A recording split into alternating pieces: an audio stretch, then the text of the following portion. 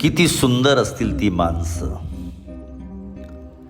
ज्यांना चंद्राच्या डागातही सौंदर्य दिसतं, ज्यांना चिखलात कमळ सापडतं, ज्यांना वेळेच्या क्रौर्यातही कोमलता जाणवते, ज्यांना एका माणसात कलेचा भास होतो. किती खास असतील ती माणसं. म्हणतात की देवाने सृष्टी बनवली, पण ह्या माणसाच्या नजरेनं तिला आकार दिला. परमेश्वराने निसर्ग घडवला, ह्यांच्या दृष्टिकोनाने त्यांना रंग भरवला. विधात्याने वेळ निर्माण केली, ह्यांच्या कल्पनेनं त्यात बदल घडवला. ईश्वराने आयुष्याचा खेळ रचला, ह्यांच्या होण्यातच त्याला अर्थ सापडला.